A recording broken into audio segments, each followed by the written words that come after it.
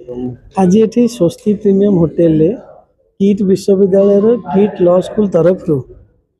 एठारे गोटे बहुत भल उद्यम आरंभ कराई किट सेंटर फॉर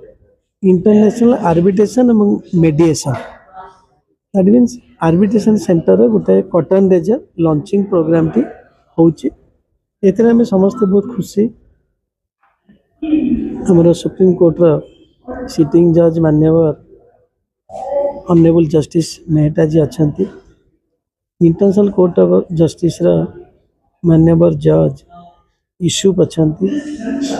एवं पांचटी हाईकोर्ट पांचटी राज्यर हाईकोर्ट रो मान्यवर जजेस मैंने आछंती सीनियर एडवोकेट पिंकी आनंद मैडम अच्छा आमर प्रोफेसर एनएल मित्र एवं एंटायर प्रोग्राम टे जी सीनियर एडवोकेट अशोक परिजा जी कि आमर किट विश्वविद्यालय कुलाधिपति तांको लीडरशिप रे हेची एवं तांको लीडरशिप रे बर्तमान सभाटी चली तेणु ये जो आर्बिट्रेशन सेंटर टी आगामी दिन में बहुत बड़ हम बहुत भल कम आसब लोकंर विभिन्न प्रकार जो लीगल समस्या अच्छी रोचे दूर कर आशा नहीं करी आम यहाँ आरंभ कर अशोक परिजा को हेड कर एनएल मित्र एक उपदेश दौरान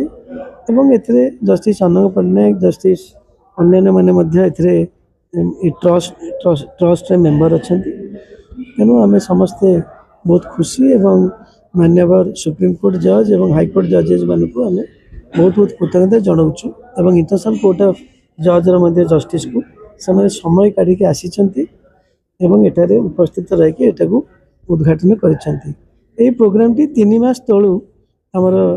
योजना होता जेहेतु आम international court of justice these honourable जज को डाकी 3 मास तलू से डेट देते तेणु आज आमर कन्वोकेशन भी से अटेंड कले प्लस यहाँ भी कर आर्बिट्रेशन आगे देखु इंडस्ट्रियल टू आरंभ कर पब्लिक टू आरंभ कर विभिन्न प्रकार जो थाए सब समस्या ताकू म्यूचुअली माने जो जजेस मैंने बसवे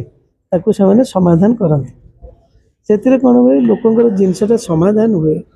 ताछड़ा जदि से खुशी न हे नेचुराली पुणी कोर्ट ऑफ लॉ को भी